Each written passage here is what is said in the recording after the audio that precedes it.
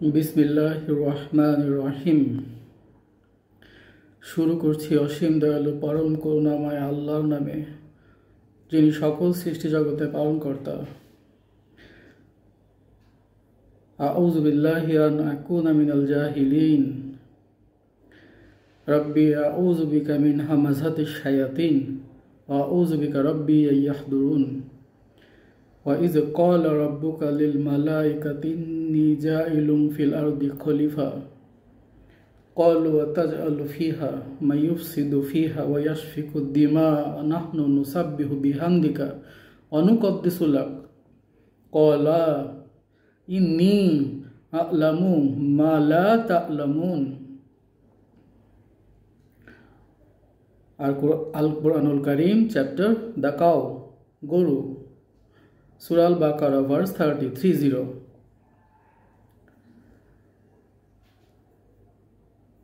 এই আয়াতটা বুঝতে গেলে আমাদেরকে একটু কষ্ট করে হিস্ট্রিতে ব্যাক করতে হবে, ইতিহাসে ব্যাক করতে হবে। ধরেন আজ থেকে 700, 800, 900 বছর আগে যেতে হবে, তারও আগে যাওয়া লাগতে পারে। চলেন ঘুরে আসি মুভি দেখার মতো করে। মনে করেন যে প্রথমটা বিষয় এখন ফ্ল্যাশব্যাক চলতেছে, তো এখন থেকে যেটা শুরু করব সেটা হবে মুভির ফ্ল্যাশব্যাক। তো প্রথমে যদি সালটাকে স্পেসিফাই করি তাহলে এটা হচ্ছে 1256 আর 1255, মানে আব্বাসিড ক্যালিফেট, আব্বাসীয় খিলাফত। খলিফা হচ্ছেন আল মুস্তাসিম বিল্লাহ, বাগদাদের খলিফা, খুব প্রতাপশালী সুনামধন্য খলিফা। ওনার প্রধান উজিরের নাম হচ্ছে ইবনুল আল কামির। রিমেম্বার হিজ নেম, ইবনুল আল কামির। ওকে, তো উনি ছিলেন আপনার শাস্ত্রীয় পণ্ডিত। খলিফাদের এরকম শাস্ত্রীয় পণ্ডিত থাকে আর কি, মানে ওই সময়টাতে মনে করেন যে মাযহাব ছিল, কিংবা মানে প্রফেট মুহাম্মদ আলাইহিস সালাম ওনার মৃত্যুর পরে হয়তো 200 কিংবা আরেকটু 200 বছর কিংবা আগে প্লাস মাইনাস, এরপরে দেখবেন যে ইসলামে বিভিন্ন মাযহাব, বিভিন্ন ইমামদের বিভিন্ন মতবাদ, এগুলোর ক্রিয়েশনটা আমরা দেখতে পারবো আর কি। এটা ট্রুথ, সত্যি, মানে ইগনোর করার কোনো অবকাশ নেই, এটা সবাই জানি without a shadow of a doubt যে after the death of prophet Muhammad আমরা মুসলিমরা কত ভাগে বিভক্ত হয়ে যায় আর কি, মানে এক একটা মতবাদ নিয়ে। তো এখানে যে বিষয়টা সেটা হচ্ছে মাযহাব। মাযহাবটা যদি আমরা বুঝতে চাই, মাযহাব হচ্ছে আরবিক শব্দ, মানে এর মানে হচ্ছে যে ইসলামী ফিক বা আইনশাস্ত্রের অন্তর্ভুক্ত বা অন্তর্গত একটি দল বা গোষ্ঠী। এখন এখানে ইসলামী আইনশাস্ত্র মানে ফিকা শাস্ত্র, ফিক মানে হোয়াট ডাজ ইট মিন? ফিক মিন হচ্ছে ইসলামী আইনশাস্ত্র, মানে যেটা অধ্যয়নের মাধ্যমে একটা মানুষের এবং সমগ্র মানুষের জীবনে কি করবে ওই মানুষটা, তার যা করার সমস্ত কিছু বিধান, ওইটা নিয়ে গবেষণা করবে আর কি সে। ফিকা, আবু হানিফাকে ফিকা শাস্ত্রের জনক বলা হয়, আমরা সবাই জানি। ওইখান থেকে হানাফি মাযহাব। তো এখানে আমরা দেখলাম যে মাযহাব মানে হচ্ছে একটা মতবাদ বা একটা ফিকা শাস্ত্রের অন্তর্ভুক্ত একটা দল, যারা ওই ফিক নিয়ে গবেষণা করে, মানে ওই আইনটা নিয়ে গবেষণা করে, ইসলামী আইন নিয়ে গবেষণা করে। এরকম বিভিন্ন চারটা, প্রথমে একটা, তারপরে দুইটা, তারপরে তিনটা, তারপরে চারটা, প্রসিদ্ধ 4 ইমামের 4টা মাযহাব আমরা সবাই জানি। এবং ওইখানে কিছু প্রবলেম ক্রিয়েশন হয়েছে উমাইয়াদ ডাইনাস্টির সময়। বাদশাহ হারুন রশিদের ছেলে বাদশাহ মামুনের সময়, খলিফা মামুনের খেলাফতের সময় দেখবেন যে আহমেদ ইবনে হাব্বাল উনি একটা মতবাদকে মানতেন না, ওই জন্য ওনাকে জেলে যেতে হয়েছে, কারারুদ্ধ করতে হয়েছে, পরে অবশ্য ওনাকে ছেড়ে দিতে বাধ্য হয়েছে। কিন্তু এরকম অনেক কিছু দেখবেন যে অনেক ব্যাপার ঘটে গেছে আর কি। After the death of prophet Muhammad আলাইহিস সালাম উনি কিন্তু ইসলাম প্রচার করছেন,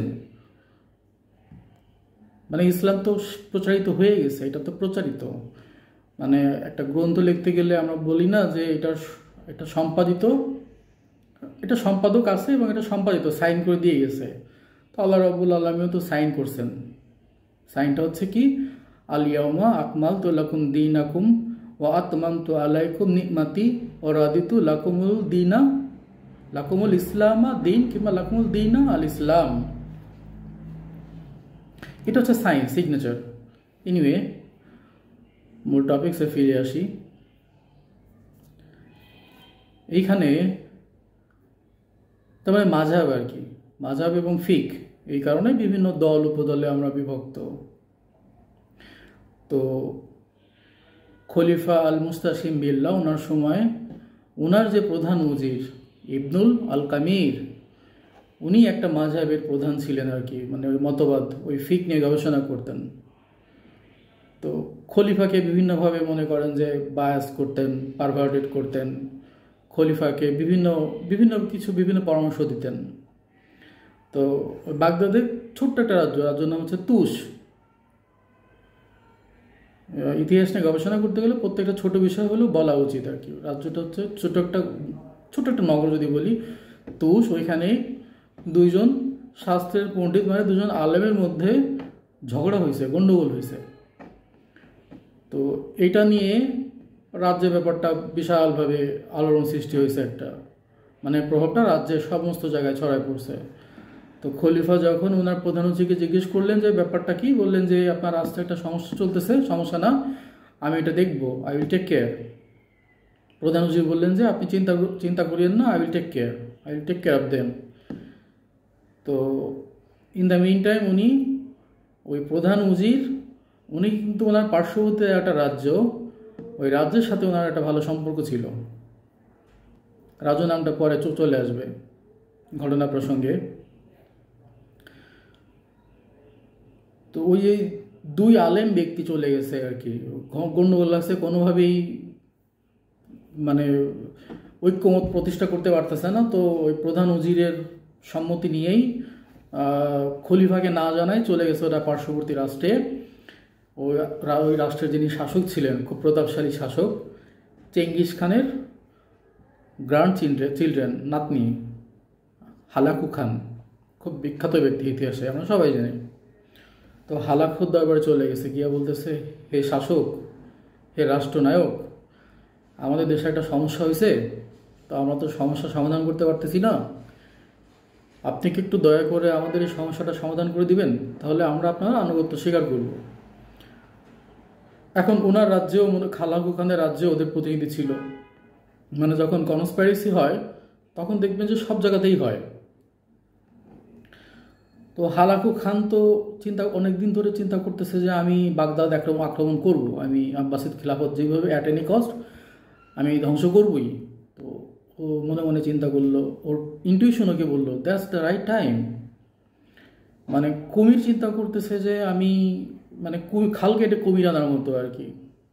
কুমির যেখানে আসতে পারতেছে না এই রাজ্যে, কারণ কোনো খাল কাটা নাই, আর ওরাই গিয়ে সেই খালটা কেটে দিচ্ছে আর কি, মেটাফরিকলি। তো হালাকু খান চিন্তা করলেন এবং বললেন, ওকে ফাইন, আমি তোমাদের রাজ্যের সমস্যা সমাধান করে দিব এবং তোমার রাজ্য আমি আক্রমণ করবো। মানে ওরা গিয়ে বলে আসছে হালাকু খানকে যে আপনাকে রাজ্য আক্রমণ করতে হবে রীতিমতো। খলিফা কিন্তু কিছুই জানে না। তো খলিফার কাছেও কিছু নিউজ চলে আসে, ওই যে কূটনীতি থাকে না, পররাষ্ট্রনীতি থাকে না, মানে যেটাকে আমরা ইন্টেলিজেন্স বলি আর কি। তো খলিফারও কিছু চর থাকে, গুপ্তচর থাকে, তারা খলিফাকে বলে দিয়েছেন যে আপনার রাজ্যে এরকম হামলা হবে।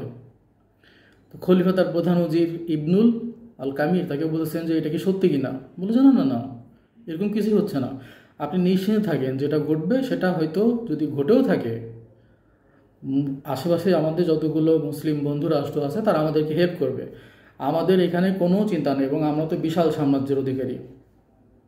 তো স্বাভাবিকভাবেই খলিফা একটু নরম মনের এবং ভোগবিলাসে ব্যস্ততার কারণে হয়তো বুঝতেও পারে নাই কী হচ্ছে। তো ওই হালাকু খান আক্রমণ করে ফেলছে, প্রথমে অ্যাটাক করছে তুষনগর। অ্যাটাক করার পরে তারপরে সে হালাকু খানকে বলছে যে তুমি হালাকু খান বলতেছি, বাগদাদের খলিফা, তৎকালীন খলিফা মুস্তাসিম বিল্লাহকে বললো আপনি সারেন্ডার করুন, তো উনি মুসলিম রাজ্যের খলিফা। নেভার, খলিফা এত এত এত সহজে সারেন্ডার করতে পারে না। তো হালাকু খান বললো ওকে ফাইন, ঠিক আছে। তো যখন বাগদাদের খলিফা দেখলো যে হালাকু খান চারদিক দিয়ে আক্রমণ করে ফেলছে, মানে জাস্ট ধ্বংসের দ্বার প্রান্তে চলে আসছে। তখন বললো আচ্ছা ঠিক আছে, আমরা আসেন আলোচনায় বসি। হালাকু খান বললো না, কারণ সব তো প্রি প্ল্যান্ড। হালাকু খান বললো না। তো হালাকু খান যথারীতি আক্রমণ শুরু করে দিল। আক্রমণ মানে সেই সেই লেভেলের আক্রমণ। এখন যে আক্রমণগুলো আমরা দেখতেছি আর কি, দুনিয়া যেভাবে একটা রাষ্ট্র যেভাবে একটা ইনভেট করে, তখন একেবারে A to Z ধ্বংস করে ফেলে, ওরকম ধ্বংস আর কি। এবং তখনকার ব্যাপারটা ছিল আরও পৈচাসিক, আরও ভয়াবহ। এবং হালাকু খান হচ্ছে একজন নাস্তিক রাষ্ট্রনায়ক, আর উনি হচ্ছেন একজন মুসলিম দেশের রাষ্ট্রনায়ক। তো স্বাভাবিকভাবেই হালাকু খান এমনভাবে ধ্বংস করছে বাগদাদ, এমনভাবে মানুষ হত্যা করছে, মানে যেটা ইতিহাসবিদরা, তৎকালীন যারা কন্টেম্পোরারি ইতিহাসের প্রখ্যাত ইতিহাসবিদ, আমরা যা বলি সুইতি, ইবনে খালদুন, কিংবা ইবনে কাসির, কিংবা ইংলিশ মিস্টার ব্রাউন, আর মিস্টার একজন ভেনিসের একজন পর্যটক ছিলেন মার্কো পালো, উনি বিশ্বভ্রমণ করতেন। তো ওই ওই টাইমটাতে উনি দেখছেন, মানে চোখের সামনে এগুলো ঘটছে। মানে এইভাবে হালাকু খান হত্যাযজ্ঞ চালাইছে নির্বিচারে, গণহত্যা যাকে বলে। এবং খলিফার পরিবারের যারা, ওনার স্ত্রী, ওনার মেয়েদেরকে, একজন কিন্তু মুসলিম রাজ্যের খলিফা এবং আব্বাসীয় খলিফা, বিশাল ব্যাপার কিন্তু। এখন যেমন USA, চীন, Canada, German, France, Israel, India, Japan, Russia, এদের কথা শুনলে ভয় পাই না আমরা সবাই, ওরকম কিন্তু একটা সময় ছিল যখন উমাইয়াদ ডাইনাস্টি, আব্বাসি ডাইনাস্টি, ওদের নাম শুনলে, কিংবা ইজিপ্টের ফিরাউন, কিংবা সোয়ান, গ্রিক বীর আলেকজান্ডার, কিংবা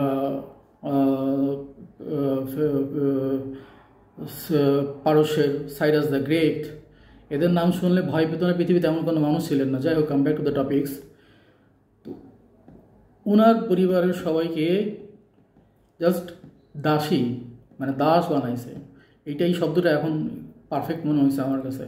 এর থেকে নিচে আর কোনো শব্দ ইউজ করতে পারলাম না, কারণ একজন মুসলিম প্রতিষ্ঠিত রাজ্যের খলিফা তার মেয়ের সাথে আচরণ করতেছে। আমরা সবাই জানি,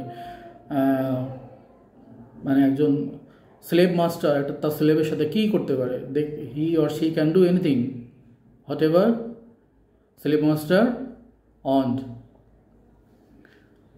তো মানে পৈশাচিক হত্যাযজ্ঞ তো একসাথে, একদিকে, আরেকদিকে গণধর্ষণ, ছেলে মেয়ে, বৃদ্ধ, আবাল বনিতা, কোনো বাদবিচার নেই, একবারে হত্যাযজ্ঞ চালানো হয়েছে।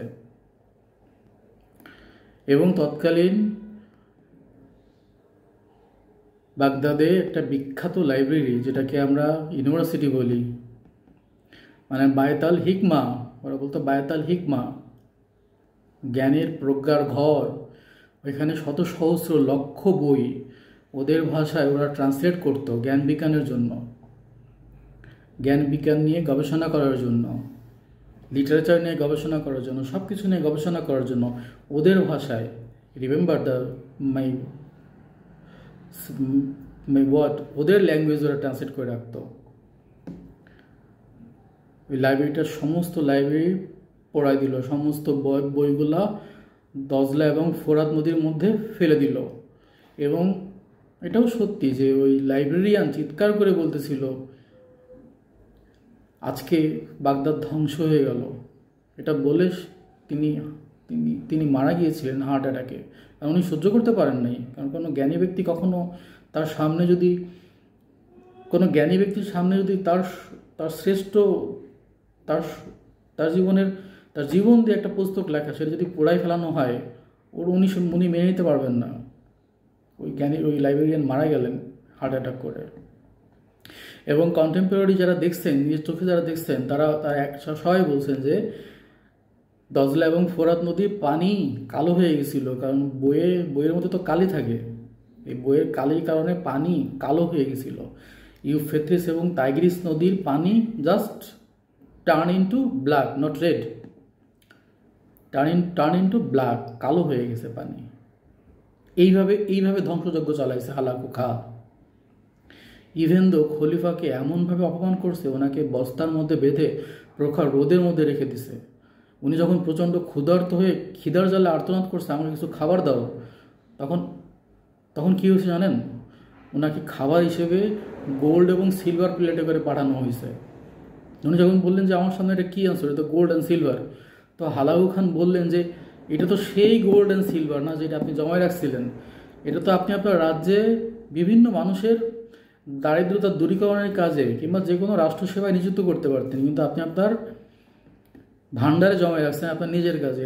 এই জন্য আজকে এটাই খান, এটাই আপনার শাস্তি। এবং ওনাকেও পৈশাচিকভাবে হত্যা করা হয়েছিল পিটায়।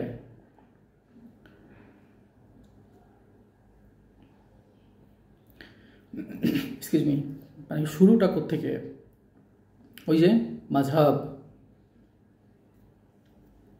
মানে মাঝহাব আরবি ভাষায় কিন্তু একটা মানে ফিকা শাস্ত্র নিয়ে গবেষণা করার জন্য একটা চর্চা করার জন্য একটা গোষ্ঠী যারা এই শাস্ত্র নিয়ে গবেষণা করবে। যেমন এখন যদি আমি বলি ঢাকা ভার্সিটি কিংবা ক্যামব্রিজ ইউনিভার্সিটিতে ফিজিক্স নিয়ে গবেষণা করার জন্য এই ডিপার্টমেন্টে যারা থাকবে, যারা ফিজিসিস্ট, তারা পদার্থবিজ্ঞানী।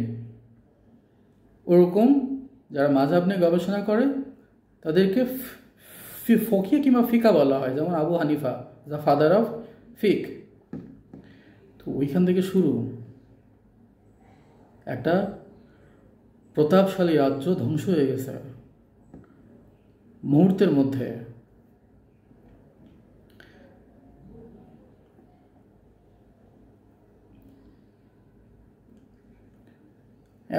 এভাবে যদি বলা যায় যে তৎকালীন একজন প্রখ্যাত কবি কিংবা দার্শনিক শেখ সাদী, ওনার একটা বিখ্যাত উক্তিও আছে, if I quote from him, হে আসমান, তোমার উচিত ছিল আজ জমিনে রুধির বর্ষণ করা, কেননা আমিরুল মুমিনিন আল মুস্তাসিমের সাম্রাজ্য আজ মিসমার হয়ে গেছে। হায় মোহাম্মদ, আপনি নাকি কেয়ামতে মাথা তুলবেন, আজই তুলুন, দেখে যান সৃষ্টি লোকের কেয়ামত। মানে উনি বলতেছেন, শেখ সাদী বলতেছেন যে হে আসমান, আপনার আজকে উচিত ছিল রুধির। রুধির মানে কি জানেন? ব্লাডের মানে রক্তের সমত শব্দ হচ্ছে রুধির। হে আসমান, আজকে আপনার উচিত ছিল রুধির বর্ষণ করা, রক্ত বর্ষণ করা, কেননা আজকে একজন খলিফার সাম্রাজ্য ধ্বংস হচ্ছে, একটা প্রতিষ্ঠিত সাম্রাজ্য আজকে ধ্বংস হয়ে গেছে। হায় মোহাম্মদ, আপনি না কিয়ামতে মাথা তুলবেন,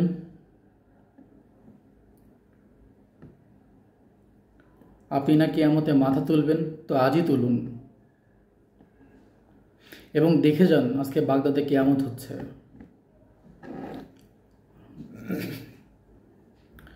কেন বলতেছিলেন জানেন? শেখ সাদী জানতেন যে আব্বাসিড উমাইয়াদ ডাইনাস্টিতে বেশ কয়েকটা ঘটনা ঘটছে এর আগে। ছোট ছোট ঘটনা, কিন্তু খুব ছোট ছোট ঘটনা। প্রথম ঘটনা কি? কোরআনুল কারিমে একটা দুটা শব্দ আছে, মাকামে মাহমুদা। এইটা নিয়ে গন্ডগোল, বিশাল গন্ডগোল। মানে এটার অর্থ কি, এটা অর্থ করা নিয়ে গন্ডগোল করে হাজার হাজার মানুষ মুসলিম শহীদ মারা গেছে, ম্যাসাকার। দে আর কিলিং জাস্ট ইচ আদার, চিন্তা না করে মেরে ফেলছে। তারপরে কীভাবে গন্ডগোল লাগছে? দ্বিতীয় গন্ডগোলের কারণটা হচ্ছে নামাজে বিসমিল্লাহির রহমানির রহিম কি জোরে বলবে না আস্তে বলবে, এইটা নিয়ে মারামারি করে বাগদাদের একটা মসজিদ টার্ন ইন্টু রেড, রক্তে লাল বানায় ফেলছে, রক্তে লাল বানায় ফেলছে। ইভেন তো খলিফাকে পর্যন্ত ঘোষণা করতে হয়েছে যে আজ থেকে আমি বিধান জারি করলাম, বিধান মানে আমি রাষ্ট্রে আইন জারি করলাম, বিসমিল্লাহ জোরে পাঠ করা হবে। এবং পুলিশদেরকে বললো যে দেখবেন কে বিসমিল্লাহ জোরে না বলে, যদি জোরে না বলে তার বিরুদ্ধে অ্যাকশন নেবেন। ইটস হ্যাপেন্ড, এটা ঘটছে সত্যি, without a shadow of a doubt. হয়তো কিছুটা মানে হিস্ট্রি তো অনেক আগের হিস্ট্রি, হয়তো কয়েকটা শব্দ কিংবা কয়েকটা সেন্টেন্স এদিক ওদিক হতে পারে, বিষয়টা সেম। মানে যিনি বর্ণনা করবেন, বর্ণনার পার্থক্য থাকবে, বিষয়টা মূল বস্তু একই থাকবে। মাঝহাব, এক মাঝহাব একটা সাম্রাজ্যকে ধ্বংস করে ফেলছে। এরকম কত সহস্র সাম্রাজ্য ধ্বংস হয়েছে আমরা সবাই জানি। উমাইয়াদ ডাইনাস্টি, ওনারা কেন ধ্বংস হইল? খিলাফত ছিল তো, ইয়াজিদের সাথে নবী মোহাম্মদ আলাইহিস সালামের দৌহিত্র ইমাম হোসেনের কনফ্লিক্ট আমরা সবাই জানি। ইমাম হোসেন ওনার কাছে বায়াত নেন নাই, কারণ উনি মনে করেন নাই যে অ্যাকর্ডিং টু কোরআন ইয়াজিদের খিলাফতটা ঠিক আছে, এই জন্য উনি বায়াত নেন নাই। কারণ উনি জ্ঞানী মানুষ ছিল, উনি জানতেন, উনি কোরআন জানতেন। ইমাম Hossain new the Quran, that's why উনি বায়াত নেন না ইয়াজিদের কাছে। এবং আমরা জানি কারবালার প্রান্তরে কী হচ্ছে, হোয়াট হ্যাপেন্ড, সারা পৃথিবীর সমস্ত মানুষ জানে, এমন কেউ নেই যে জানে না। এখন যেমন পৃথিবীর প্রত্যেকটা দেশে যেরকম যুদ্ধ চলতেছে সবাই আমরা জানি, ওরকম পৃথিবীর সব মানুষ আমরা জানি যে কারবালার প্রান্তরে সেদিন কী ঘটছিল ইয়াজিদের সাথে, in between Yazid and Imam Hussain and his family.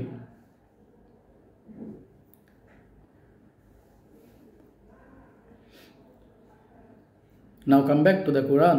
Allah went on to say in that particular verse, وَإِذْ قَالَ رَبُّكَ لِلْمَلَائِكَةِ إِنِّي جَاعِلٌ فِي الْأَرْضِ خَلِيفَةً। আল্লাহ বললেন, অতঃপর যখন তিনি ফেরেশতাদেরকে বললেন, আমাদেরকে বলতেছেন যে ও মোহাম্মদ, অতঃপর যখন আমি ফেরেশতাদেরকে বললাম, ইন্নি যা, এখানে যা, জায়েল থেকে যা ইলুম। আমরা সবাই জানি যে দেয়ার আর 10 ফর্মস ইন অ্যারাবিক ভার্ব। এখানে কি হয়েছে, ফা আলা ফা আলা ফা আলা, মানে ভার্ব হলে 3টা কালিমা লাগে, ফা কালিমা, আইন লাম কালিমা, আইন কালিমা, ফা কালিমা, আইন কালিমা, লাম কালিমা, যেটাই বলে। তো এখানে 2টা রেডিক্যালের আগে একটা এক্সট্রা আলিফ চলে আসছে, মানে যা পরে একটা extra Alif means what does it মিন, এর মানে হচ্ছে যে কন্টিনিউশন বোঝাচ্ছে এটা। মানে আমরা যদি পার্টস অফ স্পিচ না জানি, আমরা যদি আমার ব্যাকরণ না জানি, কারক বিভক্তি সমাস না জানি, বাংলার ইংরেজিতে যদি পার্টস অফ স্পিচ না জানি, তাহলে আমি বুঝবো কী করে যে কী বলা হচ্ছে, বক্তা কী বলতেছেন। আমি যদি ভার্বের কনজুগেশন না জানি, আমি যদি সিনট্যাক্স না জানি, আমি যদি ধরেন আমি একটা যদি উদাহরণ দিই যে আমি বললাম the cows are flying the sky, according to grammar there is no mistake, কারণ এটা ঠিক আছে। বাট সমস্যাটা কোথায়, যিনি বুঝতে পারবেন উনি একমত ধরতে পারবেন যে গরুর আকাশে ওড়ার যোগ্যতা নাই বলে এই জন্য এই বাক্যটা ভুল আছে। তার মানে আমাকে ওই ভাষাটা বুঝতে গেলে তো আমাকে ওই ছোটো ভার্ব, ওই অতটুকু ভার্বের মধ্যে কিন্তু অনেক কথা আছে, কারণ এটা কন্টিনিউটি বোঝাচ্ছে আল্লাহ। ইন্নী জাইলুন ফিল আরদি খলিফা, আমি দুনিয়াতে খলিফা প্রেরণ করব এবং ভবিষ্যতে করব, এখন এবং ভবিষ্যৎ দুইটাই বোঝাইছে এখানে।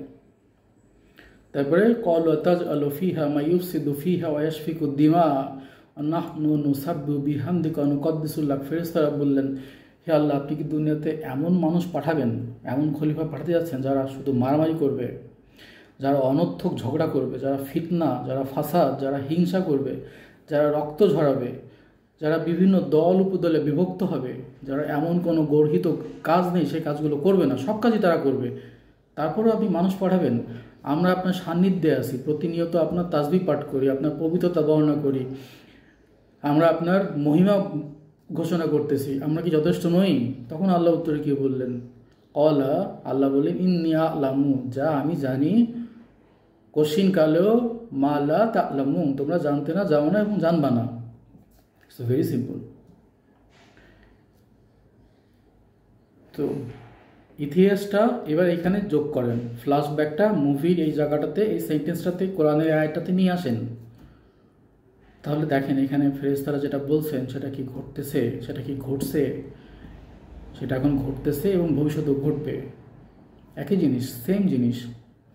মানে পৃথিবী সৃষ্টির শুরু থেকেই শুরু হয়েছে, শেষ হবে কখন আল্লাহু আলম, একমাত্র আল্লাহ রাব্বুল আলামিনই জানেন যে কখন শেষ হবে, এটা আর কেউ জানেন না।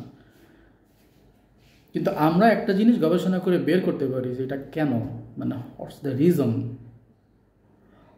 Reason behind that scenario, behind that particular scenario. মানুষ কেন মানুষকে মারবে, একটা মানুষ কেন আরেকটা মানুষকে মারবে, এই তো। মানে I'm so injured today and in so pain that I'm having trouble to doing everything. It's true, but you know guys what? My pain went away when I thought a people or group of people, men, women, and children are dying other side of this planet right now, this moment. That's why my pain went away. We know there's a verse in our Quran, innamal mu'minuna ikhwa. আল্লাহ বলতেছেন যে তোমরা মুমিনরা পরস্পরে এক। এইটা নাজিল হয়েছিল একটা প্রেক্ষাপটে, এই জন্য ওইখানে আল্লাহ ইন্নামাল মুমিনুনা ইখওয়া মিন করছেন। কিন্তু এবার যদি আমরা সাময়িকভাবে চিন্তা করি অ্যাজ এ হোল, তাহলে তো মানুষ চলে আসবে এখানে না। মানে আমার ব্যথা তো আপনাকে বুঝতে হবে, আমার ব্যথা আপনাকে অবশ্যই বুঝতে হবে। এটাই আল্লাহ বলছেন যে মনুষ্যত্ব কোথায়? উই আর হিউম্যান, মানে পশুর সাথে আমাদের ডিফারেন্সটা কোথায়? বিকজ উই আর হিউম্যান, কোথায় ডিফারেন্সটা কোথায়? আমি কুত্তার সাথে আমাকে আজকে ডিফারেন্সিয়েট করব, তো এক্সকিউজ মি, কোন কোন ক্রাইটেরিয়াতে ডিফারেন্সিয়েট করব আমি? আসেন এগুলো আজকে খুঁজে বের করি যে কী কী কারণে আমি কুত্তার চেয়ে ভালো, আর কুত্তা আমার চেয়ে ভালো। যেমন আমরা সবাই জানি যে এই আয়াতটা যদি ইন্নামাল মুমিনুনা ইখওয়া, এটা যদি একটু পেনিট্রেট করি একটু, তো অনেক বিশাল বিষয় এখানে। যেমন আমি ক্ষুধার্ত থাকলে আপনাকে বুঝতে হবে আমার কষ্ট বুঝবেন কেমনে? আপনার তো আপনি তো ক্ষুধা লাগে না আপনি। আচ্ছা, আপনি এসি বাসে এসি গাড়িতে বসে কি রিক্সা যে রিক্সা চালায় তার কষ্ট বুঝেন? সে তো তাকে তো পারলে আপনি প্রতিনিয়ত গালি দিচ্ছেন, আমিও দিচ্ছি। গাড়িতে যখন যাই এসি বাস, আমার এসি গাড়ির সামনে যদি একটা রিক্সা আসে, বকা দিলাম না, বাট এমন কোনো বকা নেই যে আমি ওকে দিই না। সে কোন বয়সের, কোন ধর্মের, কোন গোত্রের আমার দেখার টাইম না, বাট আমাকে আগে বকা দেওয়া, কিন্তু আমি কি ওর দুঃখ বুঝতে পারলাম? সো এখানে এই যে দেখেন প্রথম ক্রাইটেরিয়া, আপনি বললেন যে আল্লাহ বললো যে তোমরা মুমিনরা হচ্ছে একে অপরের ভাই। ইখোয়া আখুন থেকে ইখোয়া, একে অপরের ভাই। তো ভাই তো আর এক ভাইয়ের দুঃখ কষ্টই তো বুঝবে, নাহলে ভাই কেন? ভ্রাতৃত্ববোধ কেন? ব্রাদারহুড কেন? ভ্রাতৃত্ববোধ কখন? মানে আমরা দুই ভাই, আপন দুই ভাই, দুইজন রুমে থাকি, এক রুমে এক ভাই না খেয়ে আছে, আর এক রুমে আর একজন ভরপেট বিরিয়ানি খেয়ে বসে আছে। That's call brotherhood, is it? No and never. এখানে বলতেছে দেখেন, একটু বেসিক ইনস্টিংক্ট যদি আমরা খাটাই, আমরা যদি চিন্তা করি যে our mind couldn't distinguish between virtual reality or physical reality. যেমন আমরা যদি কোনো হরর মুভি নিয়ে চিন্তা করি, আমরা ভয় পাই, ওই ভূত তো আমার সামনে আসে নাই। রাতে আপনি ভূতের গল্প আপনার ছেলে মেয়েকে বলেন, ভূত কিন্তু নাই ওইখানে, কিন্তু ভয় পাবে কেন? কারণ ওই যে ওর মস্তিষ্ক ফিজিক্যাল রিয়েলিটি এবং ভার্চুয়াল রিয়েলিটির মধ্যে কোনো ডিফারেন্সিয়েট পার্থক্য করতে পারে না, এই জন্য সে ভয় পায়। আপনি যৌন আকাঙ্ক্ষা মনে মনে কেন আসে? আপনি পার্শ্ববিক নির্বাচন কেন করেন? প্রথমে আপনার থট চিন্তা করে, দেন আপনি জৈবিক চাহিদা তৈরি হয়। ওই মেয়ে তো আপনার কাছে নেই, বাট তৈরি হয়ে গেছে, পেইন্টেড হচ্ছেন কেন? এটাই তো কারণ আপনার মস্তিষ্ক ফিজিক্যাল রিয়েলিটি এবং ভার্চুয়াল রিয়েলিটির মধ্যে কোনো পার্থক্য করতে পারে না, এই জন্যই তো সে পেইন্টেড হচ্ছে। এটাই বোঝাচ্ছে যে তোমরা একে অপরের ভাই, তার মানে আমি কষ্ট পেলে তোমাকে কষ্ট পেতে হবে। মানুষ তো প্রথমে তো আমার বিচার হচ্ছে আমি একজন মানুষ, প্রথম কথা হচ্ছে আমি একজন মানুষ, তারপরে আমার একটা নাম আছে, তারপরে আমি একটা রাষ্ট্রে থাকি, হ্যাঁ এই রাষ্ট্রে আমি একটা জাতি, এই জাতি, তারপরে কি আমার ধর্ম, মানে আমার ওয়ে অফ লাইফ যেটাকে বলি, মানে আমি মুসলিম, I am a Muslim. No matter what, if you are Hindu or Buddhist or Jews or Christian, no, doesn't matter to me. When you feel pain, I have to feel pain actually. When you are hungry, I have to feel that you are hungry. That's why Allah went on to say that in that very particular verse, innamal mu'minuna ikhwa. What is happening? আমাদের চোখের সামনে কি ঘটতেছে? We are killing each other, we are fighting each other, we are slaughtering our people, our brother. ভাই, একই মায়ের গর্ভেই 5টা ছেলে, 5টা সন্তান, একজন নাস্তিক হয়েছে, একজন ইহুদি হয়েছে, একজন বৌদ্ধ হয়েছে, একজন হিন্দু হয়েছে, একজন মুসলিম হয়েছে। কি হয়েছে তাতে আমার আপনার? আল্লাহ দেখবে এটা আল্লাহর পথ ছেড়ে দেন। আমার আপনার বিচার করার কোনো দরকার নেই রে ভাই। আপনি হয় বিকেম সো জাজমেন্টাল, হয় কেন আমরা এত জাজমেন্টাল হচ্ছি? এইবার এই যে এত কিছু ঘটতেছে দুনিয়াতে, কেন এত হাঙ্গামা? এই এত ক্ষমতাশালী রাষ্ট্র যারা আছে এরা দুর্বলদের প্রতি, মানে সেটা তো সাধারণ উক্তি যে যে দুর্বল তার উপর একটা অত্যাচার সবসময় থাকবে। মানে যিনি সবল, যিনি ক্ষমতাশালী, পাওয়ারফুল, সে সবসময় চাবে যে আমি দুর্বলকে অ্যাটাক করব, দুর্বলকে আমার অধীনে রাখবো। স্বাভাবিক নিয়ম, এটা হিউম্যান বিইংয়ের একটা স্বাভাবিক নিয়ম, যেটা হয়ে গেছে আর কি, যেটা হওয়ার কথা ছিল না। এটা সূত্রপাতটা কোথায় কেন জানেন? Just because of ENVY, envy, হিংসা। ওই মাযহাব কিন্তু তৈরি হয়েছে হিংসার কারণে, হিংসার কারণে। এক মাযহাবের ইমাম আর এক মাযহাবের ইমামের পিছনে নামাজ পড়ে না।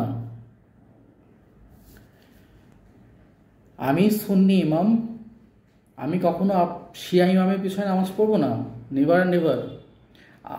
আপনি শিয়া মতবাদে বিশ্বাসী, আমি সুন্নি মতবাদে বিশ্বাসী।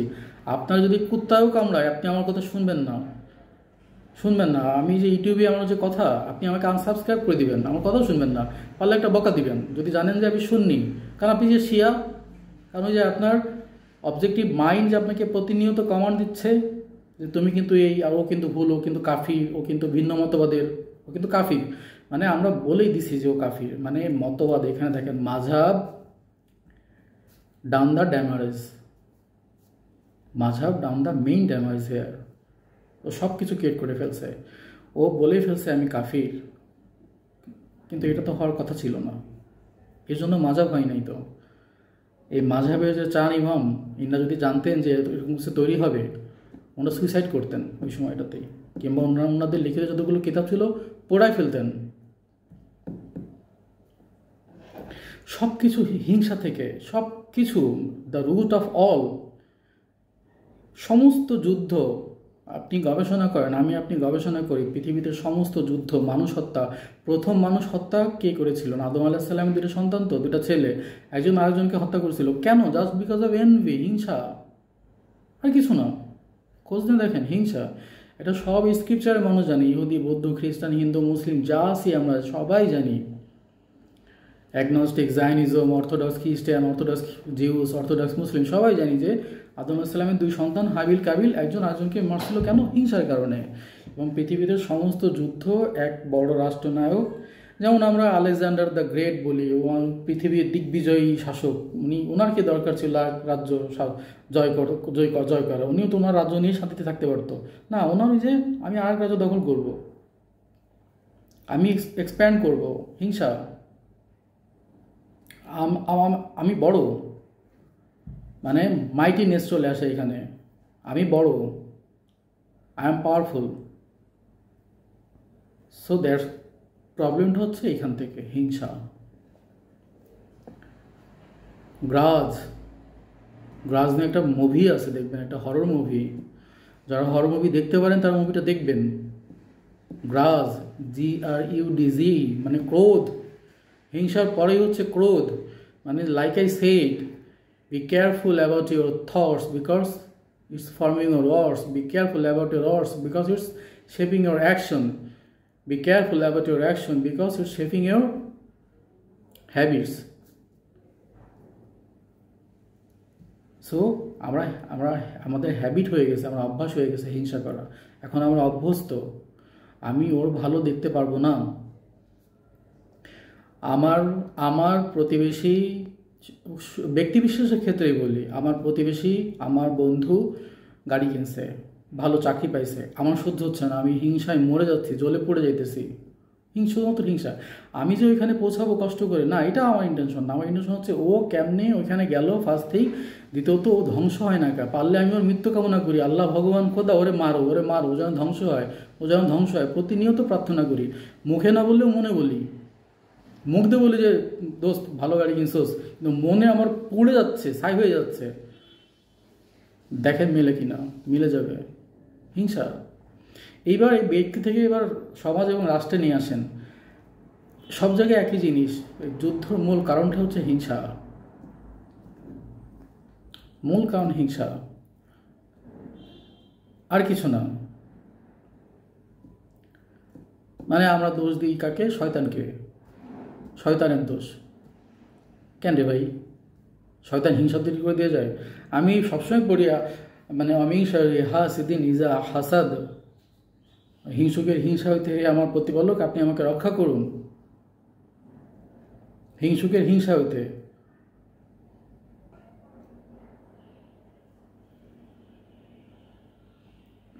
ওর এনভিনেস থেকে, ওর গ্রাস থেকে আমাকে রক্ষা করুন, ওর ক্রোধ থেকে আমাকে রক্ষা করুন, কারণ এটা আমার জন্য ধ্বংসের কারণ হতে পারে, আমার রাজ্যের জন্য ধ্বংসের কারণ হতে পারে। এইটা এটাই নিয়ে আমাদের গবেষণা করা উচিত ছিল। আমরা যদি এটা নিয়ে জানতাম, বুঝতাম, হয়তো আমাদের পরিস্থিতি এরকম হইতো না, হয়তো পরিস্থিতি অন্যরকমের হইতো, হয়তো এটা না হয় অন্যভাবে হতে পারতো, হয়তো আরও ভালো হতে পারতাম আমরা। আজকে যারা ওয়েস্টার্ন সিভিলাইজেশন, যারা USA, America, Canada, German, France, European union, Israel, India, even তো চায়না, ওরা জ্ঞান বিজ্ঞানে অনেক উপরে। একটা সময় মুসলিমরা জ্ঞান বিজ্ঞানের সমস্ত কিছু, জ্ঞান বিজ্ঞানের সেন্টারে ছিল, ওরা সমস্ত কিছু নিয়ন্ত্রণ করতো। মুসলিম বিজ্ঞানীরা প্রত্যেকটা বিষয়ে, go through the history is written down in there. Zabir ibn Hayban, the father of the chemistry. যদি বিজ্ঞান মানে বিজ্ঞান হচ্ছে ম্যাথমেটিক্সের উপর দাঁড়ায় আছে, আর ম্যাথমেটিক্স দাঁড়ায় আছে কিসের উপরে? বীজগণিতের উপরে। আর বীজগণিত কে কি আবিষ্কার করছে? আল মুসা ইবনে মুসা আল খারিজমি। He is the father of mathematics. All science depends on mathematics. If all science depends on mathematics, then I am gonna say all science depends on him, his creation. উনি আবিষ্কার করছে আলজেব্রা। এই জন্য আমরা বলি আল-জাবের বই উনি লিখেছেন। কত আপনি জানেন? কে জানেন? কতজন মানুষ জানেন যে এই বইটা কতটা, এই পুস্তকটা কত ভাষায় অনুবাদ করা হয়েছে? Go and read it by yourself, find it by yourself. অনেক বড় হয়ে যাবে বললে।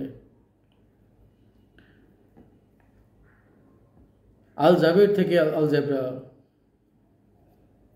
আমরা আলজেব্রা বলি। ওনার পুস্তকের নাম আল জাবের। একজন মুসলিম পদার্থবিজ্ঞানীর নাম বলেন আল ফারাবি। একজন অ্যানালিটিক্যাল জিওমেট্রিকের নাম বলেন, বলতে পারবেন?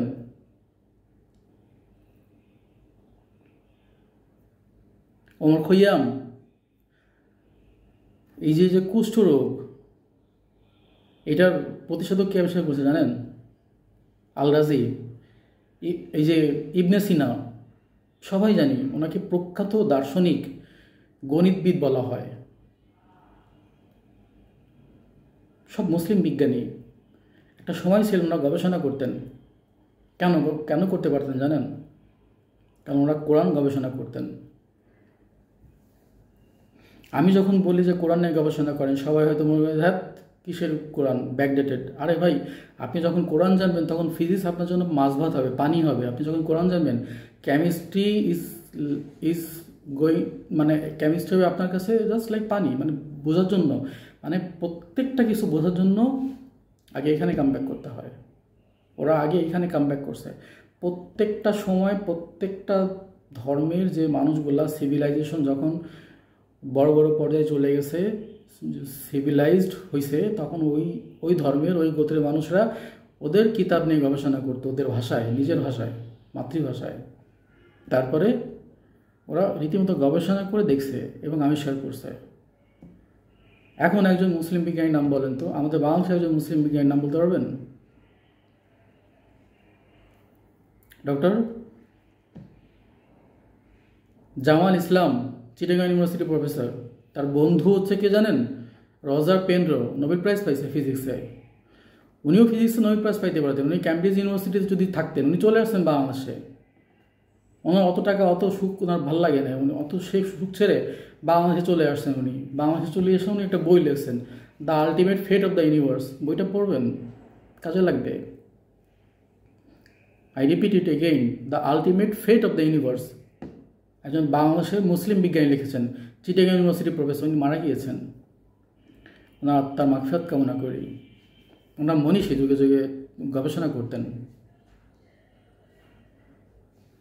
এখন যেমন ইউএসএ, আমেরিকা, কানাডা, মানে জাস্ট উন্নত দেশগুলো কেন উন্নত? কারণ ওরা গবেষণা করে রীতিমতো।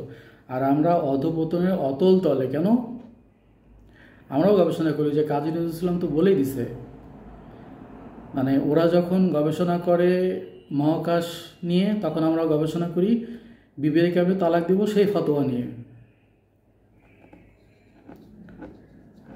আসলেই আমরা বিবিরে কীভাবে তালাক দিব সেই ফতোয়া নিয়ে ব্যস্ত আছি। আমরা সিলি কোশ্চেন নিয়ে হুজুরে জিজ্ঞেস করি, খুব সিলি, যেগুলো আমাদের বেসিক ইনস্টিংক্ট আমাদেরকে বলে দেয় যে এটার অ্যান্সার এটা।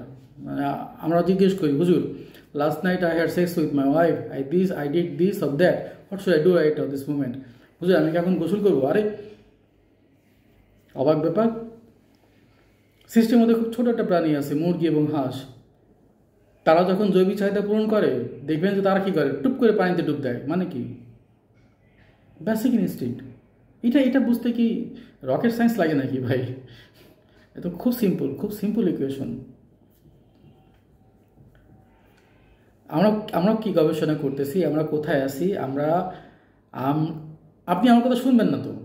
আমি ভালো কথা বললে, সত্যি কথা বললে শুনবেন না। যদি যখনই দেখেন যে আমার মতবাদের সাথে আপনার মতবাদের মিলতেছে না, মানে মাঝহাব, আবারে পারলে গালি দিবেন, কমেন্টস করবেন যে তোমার এটা উচিত ছিল না, এটা হয় নাই, তোমার এটা ভালো লাগে নাই, তুমিই ভালো না। পারলে তো কাফিরি বলে দেবেন, আমরা আছি এইটা নিয়ে এখন। সো আমরা যদি গবেষণা করতাম ওদের মতো করে, ওরা যেটা প্রত্যেকটা মানুষ, লাইক আই সেড, আমি আমার প্রত্যেকটা ভিডিওতে বলার চেষ্টা করি, পৃথিবীর প্রত্যেকটা গবেষক কোরআন নিয়ে গবেষণা করে, কারণ তারা জানে এইটা ছাড়া সত্যি আর কোথাও নেই, কারণ অন্য সত্যি বিকৃত হয়ে গেছে। সো ওরা এইটা নিয়ে গবেষণা করে সব কিছু আবিষ্কার করতেছে, সব কিছু আবিষ্কার করে ফেলছে, এবং আরও কিছু আছে আবিষ্কার করতে বাকি, তাও আবিষ্কার করবে। আমাদের কোরআনুল কারীম নিয়ে গবেষণা করে ওরা, আর আমরা এইটা পড়ি মধুর সুরে, শুধুমাত্র মধুর সুরে পড়ি। মধুর সুরে পড়ে আমরা বিভিন্ন ফতোয়া, মতবাদ, এক একজন, আমরা ওই পুছায় নামাজ পড়বো না, ও দেখতে কালো, ওর এই মতবাদ ভালো না, ও ওইখানে গেছে, ওই কাজটা করছে, ওর পিছনে নামাজ পড়া যাবে না। হিংসা, মানে হিংসা। এই মসজিদের ইমাম ওই মসজিদের ইমামের পিছনে কোশ্চিন কারণ নামাজ পড়বে না, হিংসা। আমার একই এলাকার এক শিল্পপতি, সে দেখছে ওই মসজিদে ওই ইমাম ভালো না, সে বলছে যে আমার টাকা আছে, মসজিদ বানা, আমি এই মসজিদে নতুন ইমাম নিয়োগ দিব, আমার কথা মতো ইমাম চলবে, দেন আমি ওই ইমামের পিছনে দাঁড়িয়ে নামাজ পড়বো, আদার্স আমি নামাজই পড়বো না, তো আমি নামাজ ঘরে পড়বো। It's happening with us. এটা আমাদের সাথে ঘটতেছে। অথচ আমাদের এরকম হওয়ার কথা ছিল না। At least we can change ourselves. আমরা পরিবর্তন করতে পারতাম। আমরা যদি জানতাম যে মূল সমস্যাটা কোথায়। মূল সমস্যাটা হচ্ছে পৃথিবীর সমস্ত কিছু, সমস্ত যুদ্ধ, পৃথিবীর সমস্ত হত্যা, পৃথিবীর সমস্ত মারামারি, পৃথিবীর সমস্ত ধর্ষণ, পৃথিবীর সমস্ত কিছুর মূলে হচ্ছে হিংসা, এনভি। এখন যদি আমরা গবেষণা করতাম কোরআনুল মাজিদ নিয়ে, তাহলে হয়তো ব্যতিক্রম হতে পারত। কিন্তু আমি বলবো যে, মানে if we think our body is like an Apple, it's got the cancer already.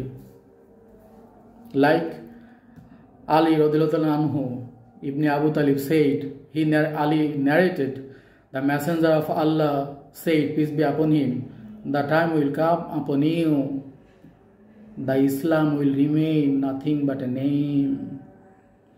The Quran will remain in letters, the mosque will be magnificent, and people will be generous, but there will be no guidance. And the scholars of my ummah will be the worst creature beneath the face of the earth or under the sky, and their slander, what they made, fall upon them. समझदार के लिए इशारा ही काफ़ी है. There is no need to be translate. এটা অনুবাদ করার কোনো দরকার নাই. এই জন্য আর আর কিন্তু আমি ইন্ডিভিজুয়ালকে বলি, হ্যাঁ, at least we can save someone, at least.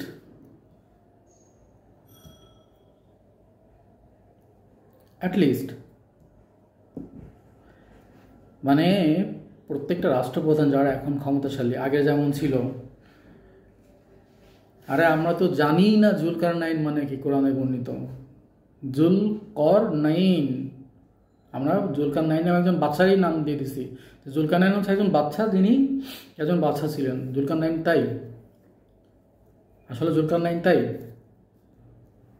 Zulkarnain হচ্ছে সাইরাস দ্য গ্রেট, ওনাকে বলা হয় জুলকারনাইন। গো অ্যান্ড রিসার্চ, গবেষণা করেন, বের করতে পারবেন হু ওয়াজ জুলকারনাইন। এখন যারা টপ পজিশনে আছে, মানে যারা ডন, রাষ্ট্রনায়করা, ক্ষমতাশালী রাষ্ট্রের যারা যত নায়ক, যদিও ব্যাপারগুলো আপনাদের মনে হতে পারে পলিটিক্যাল, না, it's not political, simple. Human, মানে এটাই হিউম্যানিটি, এটা প্রত্যেকটাই হিউম্যান বিংয়ের কথা। মানে আমি যদি একটা মানুষ হই, আমার মধ্যে প্রশ্ন জাগবে না? আমার মধ্যে যদি প্রশ্ন জাগে, আমি কাকে বলবো? আমি কাকে প্রশ্ন করবো? To whom I am gonna question my, to whom I am gonna search my question to know the answer? Just because I am telling you guys যে প্রত্যেকটা দেশে, ক্ষমতাশালী দেশের রাষ্ট্রনায়করা যদি অ্যাটলিস্ট বসে যে okay fine, enough is enough, now sit and talk, we should talk each other, they can stop the war, they can stop slaughtering the people, they can stop murder human being, they can stop killing each other, because we are human being. No matter, according to me, no matter what religion you are, if you are Hindu, if you are Jews, if you are Christian, if you are atheist, if you are Muslim, if you are Buddhist, it doesn't matter. First, so you are human being, that's enough to me, that's enough to Almighty. ভাই, আমরা যে ধর্মের, যে বর্ণের, যে গোত্রের, আমরা কোথায় যাব, এটা আল্লাহর উপর ছেড়ে দেন না। এটা আল্লাহ নির্ধারণ করবেন। এটা আপনার আমার চিন্তা করা দরকার না। প্রথম কাজ হচ্ছে, আমরা সবাই মানুষ, আমাদেরকে জাস্ট মানে we have some purpose here, মানে find out the purpose to live and stay in this universe, in this world. First thing যে খুঁজে বের করতে হবে আমরা এখানে কেন এবং কেন আসি, এবং আমরা একদিন মারা যাব। We all gonna die one day, we all gonna die one day, আমরা সবাই মরে যাব। তো এত হিংসা করে লাভ কি? আমার আপনার লাভটা কোথায় এত হিংসা করে? মনে আছে বলেছিলাম যে বাগদাদের ওই খলিফার যিনি প্রধান উজির ছিলেন, ওনার নামটা মনে আছে? ইবনুল আল কামিল। সিরাজউদ্দৌলাকে চিনেন না? সিরাজউদ্দৌলার নাম শোনেন নাই মনে হয়? এই ভারতীয় উপমহাদেশে এমন কেউ নাই যে জন্মগ্রহণ করছে সিরাজউদ্দৌলার নাম শুনে জন্মগ্রহণ করে। ওনার প্রধান উজির কে ছিলেন জানেন? বলার দরকার আছে? তো ওনার সাথে কি ওনার কোনো কিছু মিলে? একই জিনিস ঘটছে না? সেম। এই জন্যই বলছিলাম যে নামটা মনে রাখিয়েন।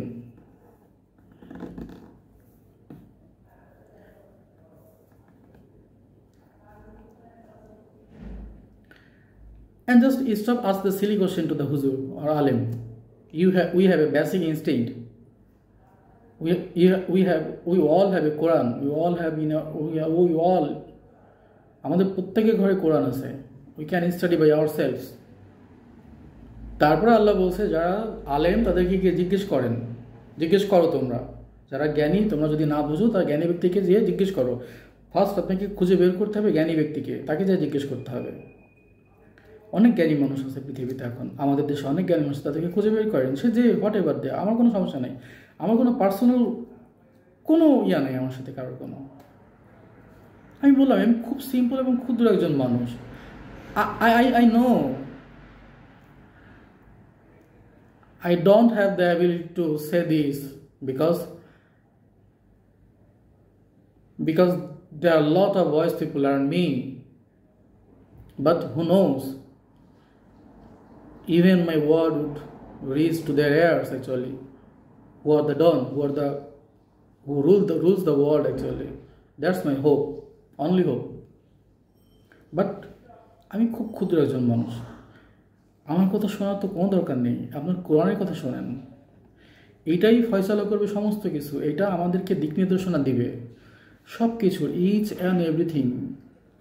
এটা পড়ে, এটা গবেষণা করে আপনার যা করতে মন চায় আপনি তাই করতে পারবেন। কারণ সমস্ত কিছু সূত্রপাত যদি হিংসা হয়, তাহলে আমাকে আপনাকে এর প্রতিকারও খুঁজে বের করতে হবে। প্রতিকার কি? প্রতিকার হচ্ছে বাংলা মুভিতে নায়িকারে যখনই ধরে ভিলেনে তখন বলে শয়তান ছেড়ে দে। কেন রে ভাই, শয়তান বলার দরকার কি? ওর নাম জানিস না? ওর নাম যদি ডন হয়, মাইকেল হয়, বল মাইকেল আমার ছেড়ে দে। তোর তো চেনার কথা, অনেকদিন ধরে একসাথে আসিস, তো তোরে ধরবে কেন? কারণ তুই ডেফিনেটলি এমন কিছু করছিস, তুই ডেফিনেটলি এমন পোশাক পরছিস যে ওর মধ্যে ওর জৈবিক চাহিদা ক্রিয়েট হয়ে গেছে, এই জন্য তোকে এসে ধরছে। আর ধরার সাথে সাথে তুই বলতেছিস শয়তান আমাকে ছেড়ে দে। কই, নায়ক তোর যদি ধরে তুই তো কখনো বলিস না শয়তান আমাকে ছেড়ে দে। তখন কি মজা লাগে? মানে নায়ক ধরলে মজা লাগে আর ভিলেন ধরলে খারাপ লাগে কেন? ওদের ইন্টেনশন তো সেম, আর তোমার ইন্টেনশনও তো সেম, তা খারাপ লাগবে কেন? দোষ সব শয়তানের। মানে এখন আমি বলবো যে সমস্ত দোষ শয়তানের। অবাক? সব দোষ শয়তানের, আমাদের কোনো দোষ নেই। There is a verse in the Quran, وَلَا تَتَّبِعُوا خُطُوَاتِ الشَّيْطَانِ إِنَّهُ لَكُمْ عَدُوٌّ مُبِينٌ। Definitely আল্লাহ রাব্বুল আলামিনদেরকে বলেছে শয়তানের পদাঙ্ক অনুসরণ করো না, নিশ্চয়ই সে তোমাদের প্রকাশ্য শত্রু। আমাদেরকে খুঁজে বের করতে হবে শয়তান কে, শয়তান কই থাকে, তার অস্তিত্ব কোথায়। আমার থটস কি শয়তান, নাকি শয়তান দূরে থাকে? আমার থটস যদি শয়তান হয় তাহলে আমি তো শয়তান, কারণ আমার থটস মানে আমার অবজেক্টিভ মাইন্ড, আমার সাবজেক্টিভ মাইন্ডকে যে কমান্ডটা দিবে সেই অনুযায়ী আমার বডির প্রত্যেকটা অর্গান কাজ করবে। সেভাবে আমি পেইন্টেড হব, সেভাবে একটা সুন্দরী মেয়েকে দেখলে আমার তাকে জড়িয়ে ধরতে ইচ্ছা করবে, আর সে ইনস্ট্যান্টলি আমাকে বলবে শয়তান ছেড়ে দে, কিন্তু সে আমার নাম বলবে না, কিন্তু সে কিন্তু আমার নাম জানে। দেখছেন ইগনোরেন্স কাকে বলে? We are just ignorant. এই সেম চ্যাপ্টারে না আরেকটা ভার্স আছে, আমার মানে attract my attention actually. Rabbul Alamin wanted to say in that particular verse, Ya Bani Israel azkuru nikmati allati an'amtu alaykum wa anni faddaltukum alal alamin. এটা একটা আমাকে অ্যাট্রাক্ট করছে, মানে আমার মধ্যে একটা কোশ্চেন ক্রিয়েট করছে, কেন রব্বুল আলামিন বানি ইসরায়েলকে এত, বানি ইসরায়েল কারা? নবী ইয়াকুব আলাইহিস সালামের বংশধর, জিউসরা ওনাকে জ্যাকব বলে, আর ওনার ইয়াকুব আলাইহিস সালাম একটা সন্তান হচ্ছে ইউসুফ আলাইহিস সালাম, ওনাকে জোসেফ বলে। এনিওয়ে ওনার 12টা সন্তানকে একত্রে বানি ইসরায়েল বলা হয়। আল্লাহ ইয়াকুব আলাইহিস সালাম আরেকটা নাম হচ্ছে ইসরাইল, দ্যাটস ওয়াই আল্লাহ call them O the children of Israel, মানে ওনার গোত্রের সমস্ত মানুষকে আল্লাহ একত্রে বলে বানি ইসরাইল। ওইখান থেকেই আমাদের যেমন মাযহাব আছে না, ওদেরও মধ্যে মাযহাব, খ্রিস্টানের যেমন 2টা মাযহাব, ক্যাথলিক, প্রোটেস্ট্যান্ট, আরও আছে হয়তো, এবং ইহুদিদের মধ্যে দেখবেন যে জাইনিজম, অর্থোডক্স, জুডাইজম, অনেক কিছু মাযহাব, মানে ওরা বিভক্ত হয়েছে, মানে ওরা তাওরাত থেকে সরে গিয়ে দূরে দূরে যেতে আজকে এখানে এসে উপস্থিত হয়েছে। বাট ওরা কেন এত উপরে? আল্লাহ কেন আমাদের সকলের উপরে ওদেরকে প্রাধান্য দিল দুনিয়ায়? That's my question to all.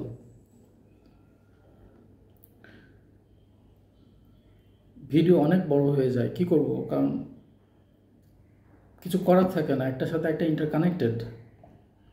কারণ ওরা গবেষণা করে, ওরা আজকে গবেষণা করে এখানে পৌঁছাইছে। আমার আপনার সমস্ত কিছু আজকে যা আমি যা ইউজ করতেছি, ওরা গবেষণা করে বের করেছে। এটা ওদের। আল্লাহ রাব্বুল আলামিন স্পষ্ট করে বলছে, নিশ্চয়ই আমার এই কোরআনে বোধসম্পন্ন জ্ঞানী লোকের জন্য অনেক নিদর্শন আছে। আল্লাহ মেনশন করেনি যে তাকে মুসলিম হতে হবে না হিন্দু হতে হবে। আল্লাহ বলছে সে যে মানুষ হলেই হবে, বোধ শক্তি সম্পন্ন মানুষ, যে চিন্তা করতে পারে, সে চিন্তা করে আমার এই কোরআন নিয়ে গবেষণা করে সে অনেক কিছু বের করতে পারবে। এবং আমরা এখন কি জানলাম যে সব কিছুই কোরআনের মধ্যে আছে, ইচ অ্যান্ড এভরিথিং। ভাই আল্লাহ স্পষ্ট করে বলে দিছে এমন কোনো বিষয় নেই কিয়ামত পর্যন্ত যা আমি আল্লাহ কোরআনে বলিনি, মানে ইনফরমেশনটুকু দিছে ছোট ছোট ছোট করে। একটা ওয়ার্ডের মধ্যে অনেক কথা থাকে, অনেক কথা। কোরআনের একটা কথা বলতে গেলে, একটা সেন্টেন্স বলতে গেলে হয়তো 1 বছর লেগে যেতে পারে, এমন সেন্টেন্স কোরআনের মধ্যে আছে। আমি আমার বিগত ভিডিওতে বলেছি অলরেডি, ইটস নট ইজি। মানে এমন বিষয় না যে আমি বললাম সাথে সাথে বুঝে গেলাম।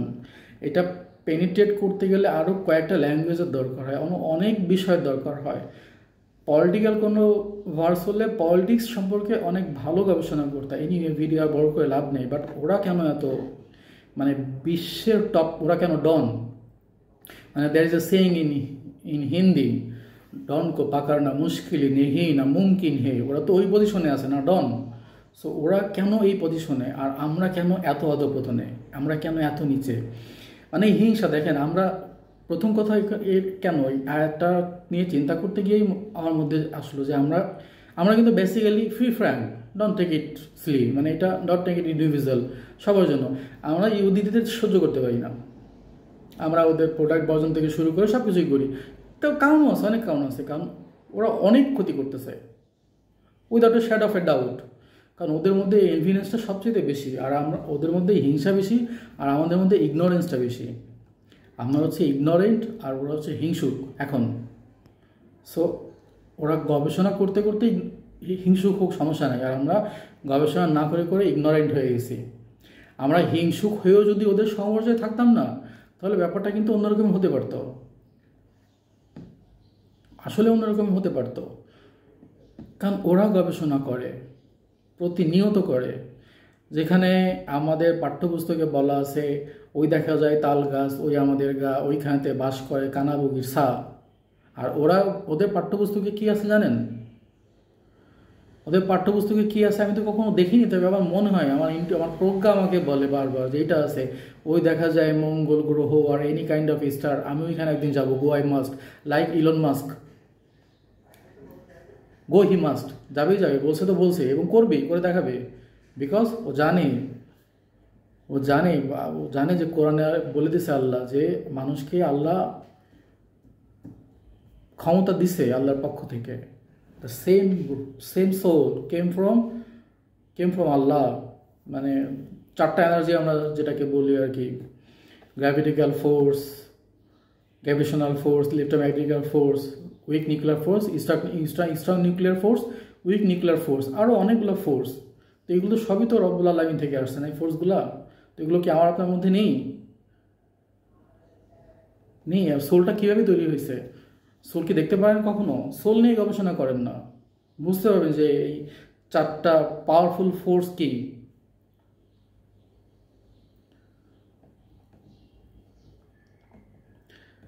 শোনেন, এই আর্টটা নিয়ে যখন আমি গবেষণা করলাম না, মানে আমার গবেষণা কি, মানে একটু চিন্তা ভাবনা আর কি, তখন আমি বোঝার চেষ্টা করলাম কেন ওরা এত চিন্তা করে, কেন আজকে ওরা এরকম, মানে they are in driving seat, without a shadow of a doubt they are now in driving seat, মানে দে রুল দ্য ওয়ার্ল্ড। কেন? শুরু থেকেই যদি হয় যে একটা মানব সন্তান যখন জন্মগ্রহণ করে, একটা ইহুদি মা, একটা খ্রিস্টান মা, আর আমাদের দেশের যে ধর্মের মুসলিম, আমাদের সাবকন্টিনেন্ট তো মুসলিম প্রধান, হিন্দু প্রধান। এখানে প্রেক্ষাপটটা দেখেন, আপনি দেখবেন যে একটা ইহুদি সন্তান যখন গর্ভে আসে, মানে একটা ইহুদি মেয়ে যখন জানে যে সে প্রেগনেন্ট কিংবা কনসিভ করছে, সে বেশ কয়েকটা কাজ করার চিন্তা ভাবনা করে। সে পিয়ানো কিংবা মিউজিকের সাথে থাকে, যেটা ডিসেন্ট মিউজিক, নট ইনডিসেন্ট। সে ম্যাথমেটিক্যাল পাজেল সলভ করার চেষ্টা করে। তারপরে সে ভালো কিছু মানুষের সান্নিধ্যে থাকে, সে তার স্ক্রিপচার নট রিসাইট, ফলো করে, মানে ওই কাজগুলো, মানে ওই অ্যাকশনগুলো সে করে, রিসাইট না, সে অ্যাকশনটা কমপ্লিট করে। সে ভালো কিছু ফুড হ্যাবিট চেঞ্জ করে ফেলে। আমরা সবাই জানি ডেট খেজুর, সে খেজুর খায়, সে মাছ খায়, মাছের মাথা খায় না কিন্তু, আবার মাছের মাথার মধ্যে ফসফরাসে ভরা, এটা ওরা জানে, আমরা জানি না, আমরা মাথাই খাই খালি। এবং বলি যে আমরা কিন্তু মাথা না দিলে কিন্তু জামাই তো শ্বশুরবাড়িতে গিয়ে মাথা না দিলে তো কিন্তু বউরেই রাখে আসে, এরকম বহুত হিস্ট্রি আছে। জামাই শ্বশুরবাড়িতে মাথা দেওয়া হয় নাই, জামাই রাগ করে আরে বিয়া না করে বিয়ার অবস্থা থেকে উঠে আসছে কি কারণ কি মাথা দেয় হয়, মাথা দেয়নি জামাইরে, মাথা জামাইরে দেয় নাই, আমার মেজাজ খারাপ হয়ে গেছে। অথচ ওরা মাছের মাথা খায় না, কারণ ওরা জানে যে মাছের মাথার মধ্যে প্রবলেম আছে, মানে ফুড হ্যাবিট চেঞ্জ করে ফেলে। তারপরে আর প্রাসঙ্গিক যে কাজগুলো সেগুলো ওরা করে, এই কারণ ওরা জানে ডিএনএ, ডাইঅক্সি রাইবো নিউক্লিক অ্যাসিড, এখানে জীবন এবং বংশগতির ধারক এবং বাহক, এইখানেই ইনফরমেশনগুলো থাকে।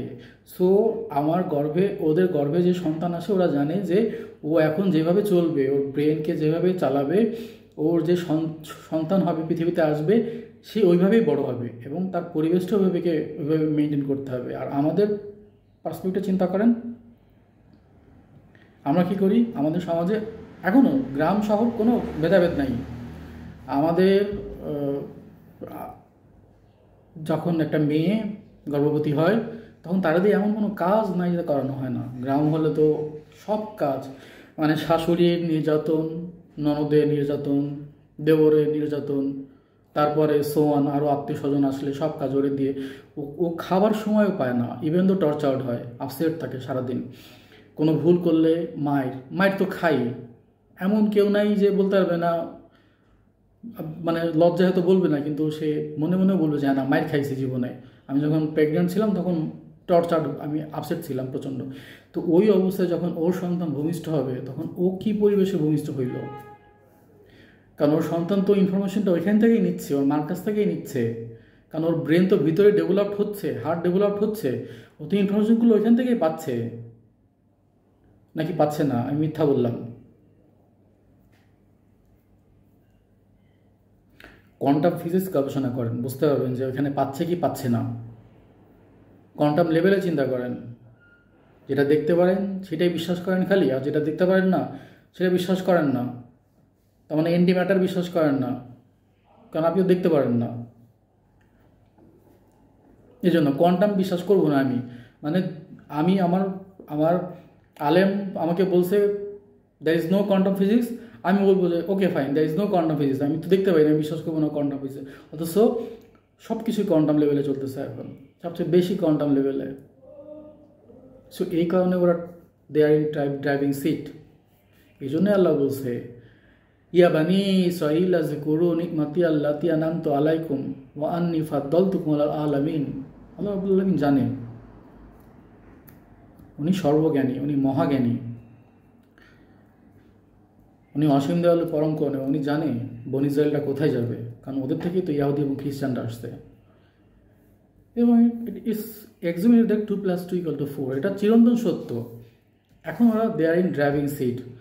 আর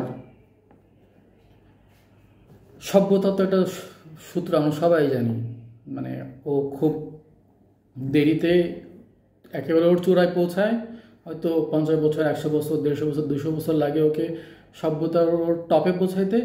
আর ওর পতন যখন শুরু হয় তখন ফর দ্যাট ইনস্ট্যান্ট, ওই যে আল্লাহ রাব্বুল আলামিন বলে নাই যে আমি যখন ধরবো পাকড়াও করব, তখন ভোরবেলা ঘুম থেকে উঠে দেখবে কিছুই নেই, সব শেষ, এভরিথিং ইজ গন।